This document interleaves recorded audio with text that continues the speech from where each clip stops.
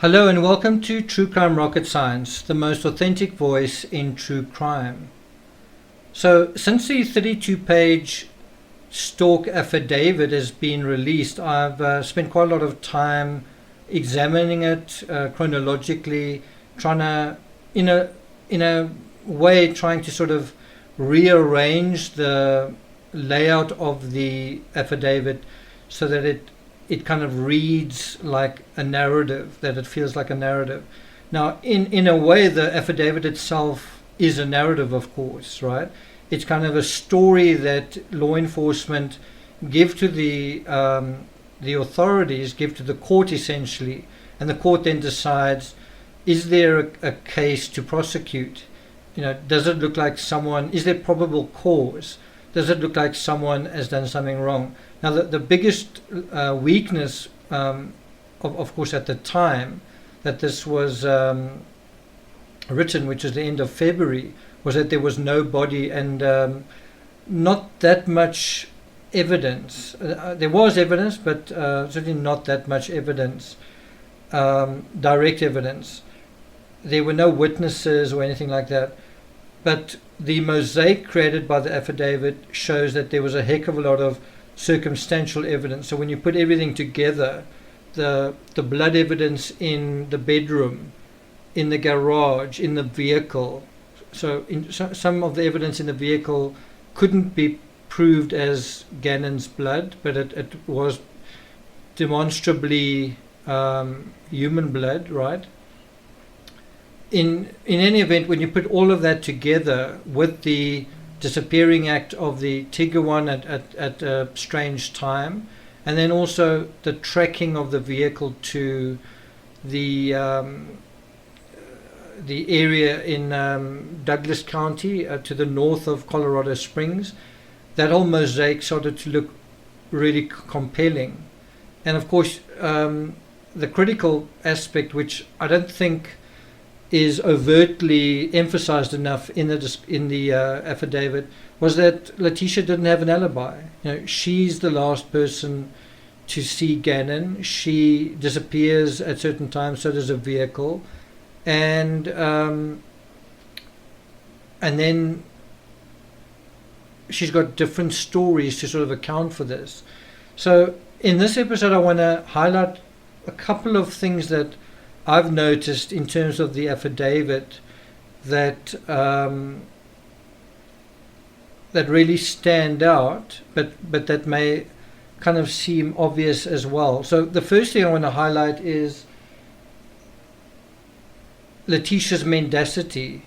So a lot of people following this case may say, well, of course she's dishonest, of course she covered up, of course she lied, and that's very obvious. What I'm kind of referring to here is the extent of it. I'm saying that the amount of mendacity here is unusual. It is a lot. There are a lot of outlandish stories. There's the Eduardo fiction. There's the story about Quincy Brown. There's the story about Gannon bumping his head, in the near the county line road, and in that area, and that is what happened, and a carjacking and all that kind of thing. There's just a heck of a lot of fantasy in these stories, and what it kind of reveals to me is someone who spent a heck of a lot of time on social media and online seemed to have forgotten the distinction between fantasy and reality. So in other words, in your real life, in your actual life, you can go onto social media constantly, as Leticia did, and kind of lose track of the dividing line between what you're saying and what is reality. And then when the buck stops somewhere, where something has happened, and now how are you going to explain that? How are you going to account for what is happening? Because one has gotten so used to just these blurry lines, online and social media, where you can say something and not really be put on the spot to prove your point, to show in a convincing way that something is one way or the other. In other words, there's this lazy approach to reality where you've gotten away with half-truths for so long, with manipulating for so long, with misleading people for so long, that when there's a murder investigation and someone's life on the line, it just is completely second nature to lie, to mislead, to deceive, to hide things away, right? It's just completely second nature.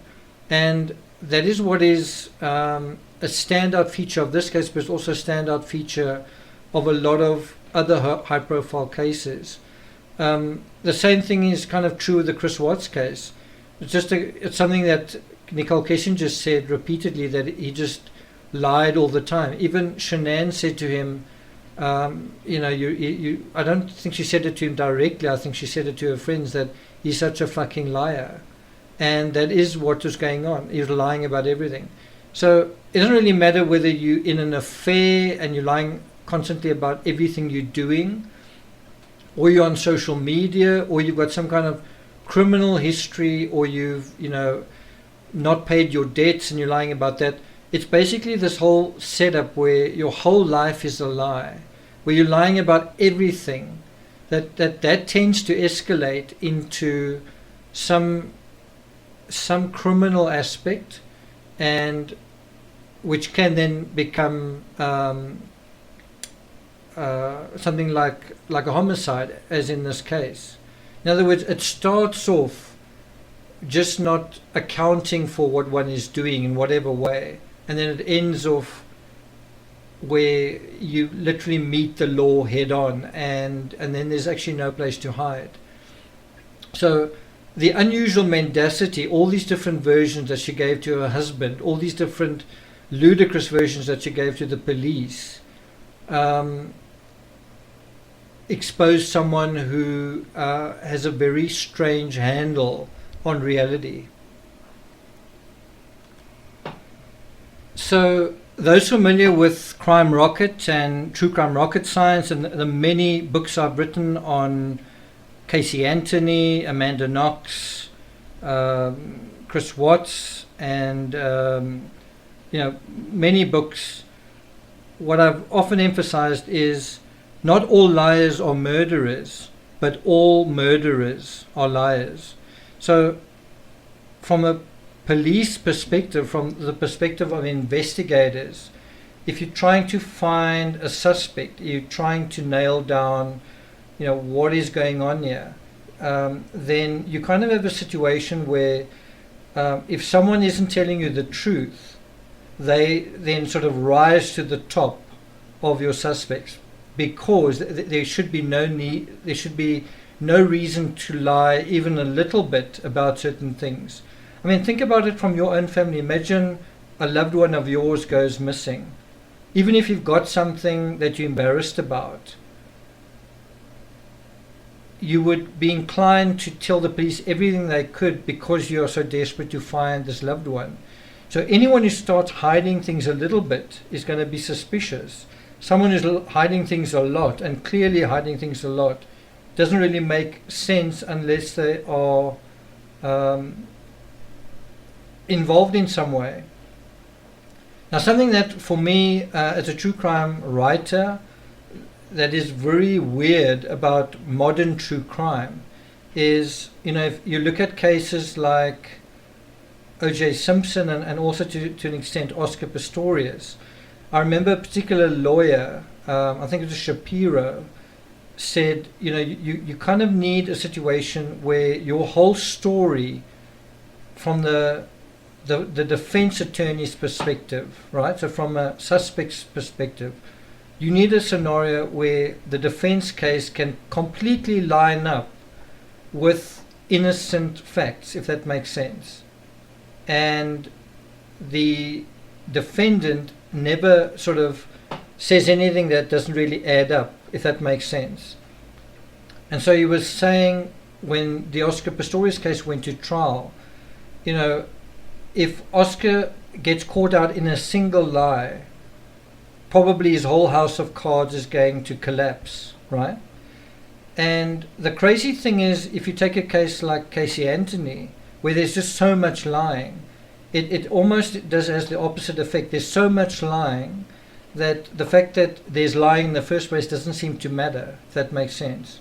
But it should. I mean, a court and everybody else has got to say, the fact that you're lying about anything is bad enough. The fact that you're lying about everything surely means that you are guilty of something very, very serious. In other words, the extent of the lying, doesn't that show the extent of a crime? I mean, you wouldn't need to lie about something if there was nothing to cover up, if there was nothing serious to cover up, right? The other thing that really stood out for me in the affidavit is this evidence about the particle board. So you kind of had a situation where I think the investigators were playing on Leticia's weakness in terms of her obsessive interest and curiosity and inquisitiveness in terms of social media. You know, so she was always online, she was always checking what was going on, and so they kind of used this paranoia against her. And so there was the leaking of the surveillance video, which I think was done intentionally. I don't think it was accidentally leaked or that the police didn't have anything to do with it. I think that was meant to ramp up the pressure and get people to start whispering things about her, which she was obviously aware of. And then also the interview with the family of Gannon that was posted on YouTube the day after that was leaked, where they were basically saying a kid doesn't just run away. And that was also meant to ramp up the pressure. And so around about 7, 8 days after that, Leticia made kind of a statement on Facebook where she sort of said, well, that's why there was blood, and you know, he cut his foot on Albert's tools and blah blah blah. But anyway, that was Leticia kind of reacting to all of the speculation going on online, and she said that it was devastating. She said the accusations were devastating, but what she should have been doing is just shutting up and not paying attention to any of that, right? But her curiosity was getting the better of her, and it was about to get even worse. And so literally what happened was she eventually she was obviously watching the progress of the searches like a hawk, and she eventually got so caught up in it and so paranoid and so worried and so anxious that on Valentine's Day she contacted Al, and she kind of told him this brand new story about Gannon riding a bike in that area and knocking his head, and then a guy who was a wanted criminal, she'd obviously Googled him as well, had opportunistically abducted her. And you know, there's even talk about anal raping and this causing blood and all sorts of nonsense. But the point being, she went out of her way to say that area where they were searching, she was adamant that they would never find anything there. And that actually led to the searchers kind of intensifying their search after that. So in other words, Al went and told the cops what Leticia just told him, and mentioned her volunteering this information about that area, which is near Palmer Lake. And the cops then decided to target their search even more kind of intensely on that particular area. So in a way, I think they were sort of searching around. They weren't really sure if that was the right area, but this reaction from Leticia kind of made them more certain. It made them kind of certain what they were looking for. And the interesting thing is when you look at it from Leticia's perspective, right? So take it, let's say, first from the other perspective. If you have law enforcement searching for something, as the days go by, as the weeks go by, there's kind of the sense of, I'm wasting my time, I'm not going to find anything. I've been searching, hundreds of people, we've been searching everywhere, we just haven't found anything. We are not going to find anything. So in the same way that as each day goes by, it's more certain that Gannon had died, that he wasn't coming back, that they weren't searching for a living child or a runaway. At the same time, it was becoming kind of likely that it was going to be very unlikely that they were going to find him, or very hard that they were going to find him. Bear in mind, in the beginning, a body is a whole vessel, but as days go by, it breaks down, it fragments, it creates odors, but then the odors dissipate. And this was now past Valentine's Day, and they hadn't found really anything, right? And anyway, so it was the day after that the communication with Al, that the cops kind of intensified their search, and that's when they made their biggest breakthrough. So the biggest breakthrough they made in the entire search in Colorado was this particle board that they found on the side of the road. And they found kind of a stain on this particle board, took it the same day to a lab, had it analyzed, and found that it was first a preliminary analysis. It was just an analysis to see, is this human blood? And what they found is it was all high primate blood, right? Having established that, they then did another test, which was turned out when they developed the DNA profile, it ended up being a match for Gannon. So that was a significant find. And if you think about it, it's actually incredible. It's actually incredible that, in this vast area that they were searching, bear in mind that Gannon wasn't actually there at that time. So Gannon's body wasn't actually there. So they were actually searching for tiny artifacts, right? And, bear in mind that the snow had fallen, whatever was out there had been out there for weeks now, and yet they did manage to find something. We don't know at this point, because we don't have the discovery, but we don't know whether that particle board was sniffed out by cadaver dogs or some kind of bloodhounds or whatever. I would imagine that is what happened. We don't know the circumstances of how it was found, but I do think it's incredible that it was found to begin with. It's finding a little piece of board, all over the place. But it is important to emphasize that they had two important clues. For starters, they had the GPS data from not one but two vehicles to go on, just showing a lot of activity, like driving around almost in circles in a particular area. So that was the one thing, the GPS data. But the other thing being the sort of indignation of Letecia saying they're not going to find anything there, and kind of highlighting that area. So in a way, she kind of gave herself away, in terms of that. Something else that I think is worth mentioning is a lot of people have kind of made fun of the Chris Watts plan, which is that, they found the bodies almost immediately, and what did he think was going to happen? And I've always thought it's a total oversimplification. People have kind of said, he had GPS tracking on his truck, so how hard was it going to be to find the bodies, right? Now, if you take that, I think, oversimplistic explanation, you apply it to Gannon, the search for Gannon.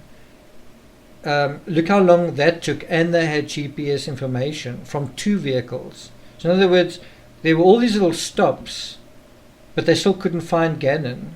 Not after 1 day, not after 5 days, not after 15 days, right? So even with something like GPS information, it's going to give you a ballpark of where someone is or something is, but it's not necessarily going to be that clear, right? In the Chris Watts case, he was kind of in a cordoned off area, but he didn't go to one well site, he went to a couple. So ultimately, if he had said nothing, like Letecia, if he just not said anything, it may have been a very difficult process digging up that entire area. I mean, especially if that blanket hadn't been found, the bed sheet.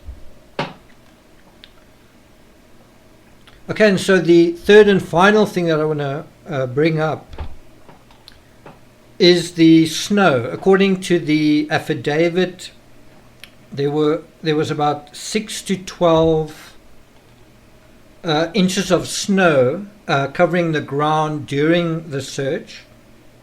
That's quite a lot of snow. And basically what it looks like is that a grave wasn't really even dug for, well, we don't know this for a fact, but it looks like a grave wasn't, in terms of in the ground, wasn't dug for Gannon. Bear in mind, we know the time that Letecia went out there. She went out at about 9 o'clock at night, and in the dark she had to now try and get rid of this body. And one can kind of imagine that there was snow out there when she was out there. It was cold. She had to do whatever she needed to do quickly. It doesn't seem like she had the sort of tools that Chris Watts had, a shovel and so on. And so it does seem like she kind of concealed his body in the snow, right?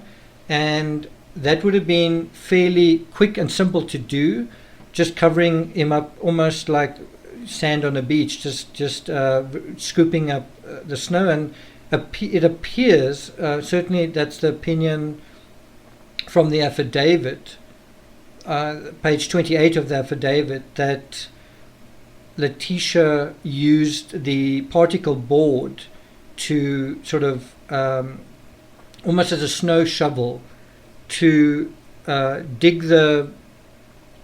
away the snow and then possibly also cover up the snow. And we know that Chris Watts used a rake also to cover up the shallow grave of Shanann. So both of them actually used sort of a substrate that was soft to quickly create a grave and cover it up. Now, it's not clear whether Letecia thought that she would just, that would be a temporary grave and that she would collect him later on, if that was the plan all along.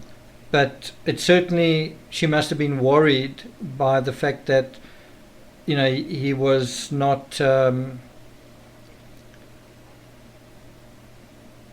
securely, what's the word, out of sight, right?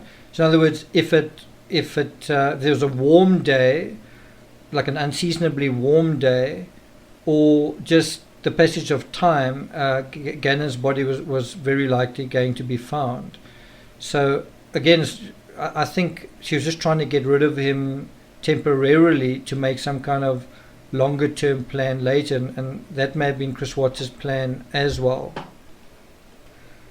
Okay, and then in line with that, in line with the fact that there's snow involved, what the snow would have done, so in terms of the body lying in snow, probably in a suitcase in snow, but nevertheless the body in snow meant that it wouldn't have the kind of odor that it would have just if there was no snow, put it that way. So that's the one point to point out. The other point is it appears that she used the Tiguan as a temporary coffin before that. So in other words, there are now two disposal sites so far. There's the Tiguan that was in the temporary or short-term airport parking, and Gannon's body was actually in that Tiguan for about 30 hours. So basically from around about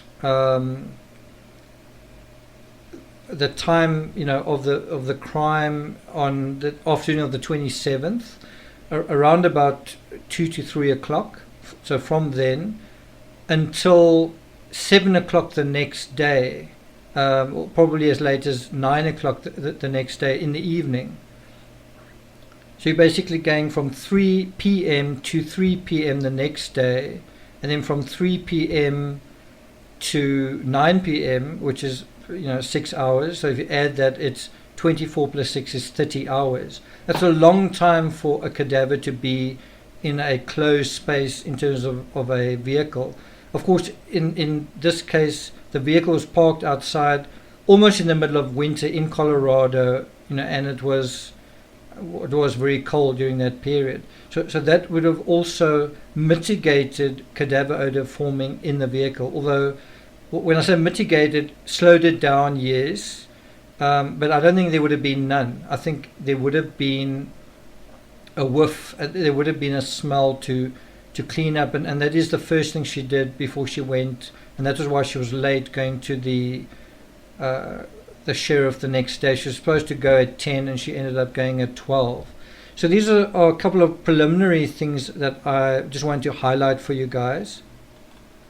I am doing a deeper analysis on Patreon, and I've got some additional news that I'll let you guys know about probably at the end of the week. Wherever you are, I hope you're safe. I hope you are adapting to the lockdown. I think a lot of people are. It's starting to become, I wouldn't say second nature, but kind of a new normal, a new kind of lifestyle.